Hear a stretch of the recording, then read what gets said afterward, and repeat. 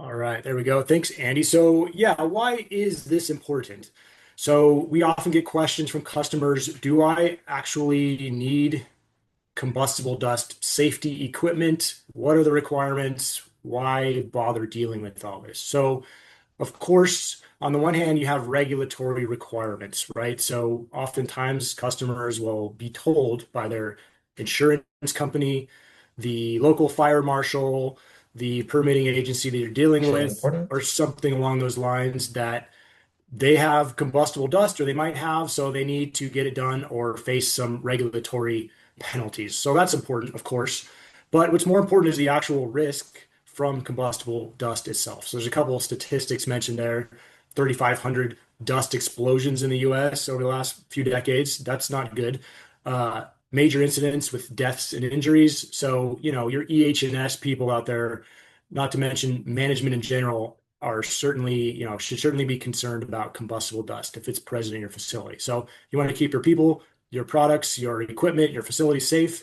Combustible dust is a risk that needs to be managed. So I think on the next slide, Andy has some attention grabbing videos to kind of give an idea what can happen in your facility with these kind of risks don't get managed. So ammonium nitrate, not dust per se, but definitely crazy video there. Coal dust we encounter, if you're dealing with coal, it's extremely combustible. Wood dust facilities, we deal with these all the time. People think, it's just sawdust. It may smolder, but it's not going to explode. There you go. That's a pretty big fireball there. And of course, we've got a refinery here.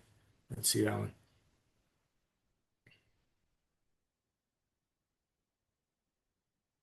Yeah, you see the fire down there. All right. Anyway, so whoa, there we go. Big explosion. So obviously, that's the last thing anyone wants to see at their facility. So, I think you're here because you want to understand what the risks are and how you manage them. So let's start with the basics. So what is combustible dust?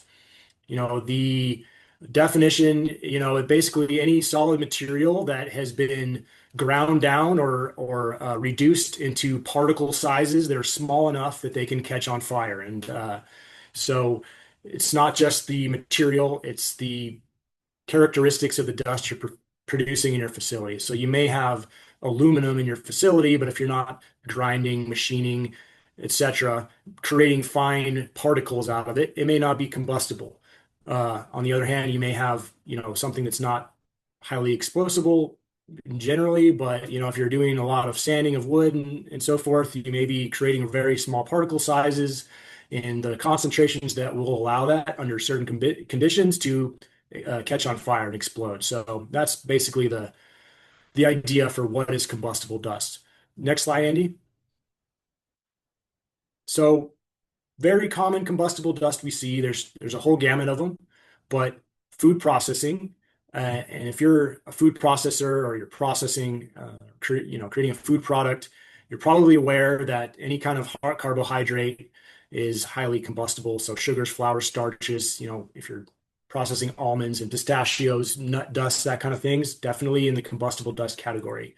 Grains, you may have seen some videos of grain silos when combustible dust catches fire. It can be pretty explosive. So wheat and barley and that. Metals can be extremely explosive. Aluminum, titanium in particular, extremely combustible under the right conditions. Wood, if you have a wood shop, your a crate shop or something like that, there are specific NFPA requirements that are geared towards wood shops because sawdust and paper dust and so forth is also combustible. Plastics can be combustible. Chemicals, of course, coal and other carbon type based materials can be highly combustible, and on and on and on. So if you're not really sure the facility that you're working at, if you're not sure if the dust they have is combustible, well, there's a process to follow to figure that out. Next slide, please. So really, what are the risk factors here? So there's kind of two risks we're talking about. On one hand is fire risk, and the other hand is explosion risk. So to start a fire, what you really need is three components. You need a fuel, so a combustible dust in our case here. You need oxygen that could be provided by airflow through a ductwork mixing with your dust or settling with your dust, and you need an ignition source. So that could be a spark generated by a grinding process. It could be some kind of an open flame if you're cutting or welding.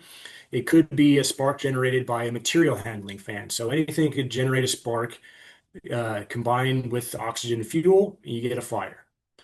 For an explosion, there's a five-sided pentagon, which kind of describes. So you have your same three, you have your fuel, oxygen, and your ignition source.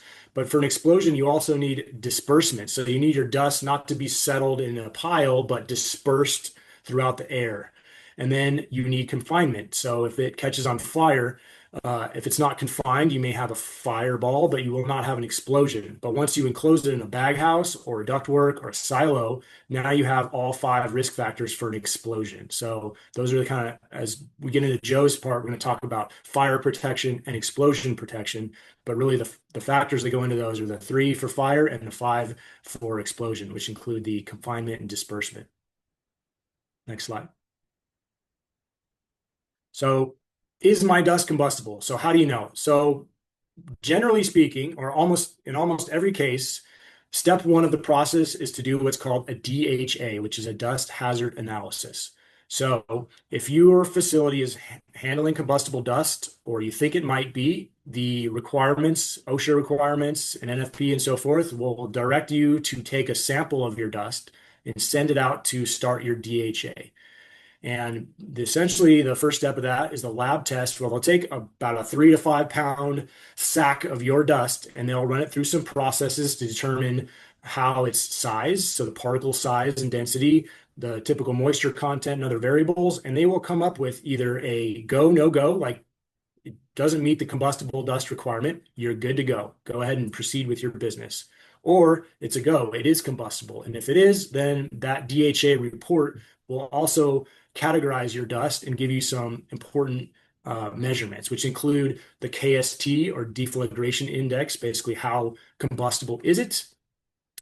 Usually it will categorize it as like an ST1, ST2. There's various categories, which will then direct you to figure out what to do to mitigate the risk from your particular dust.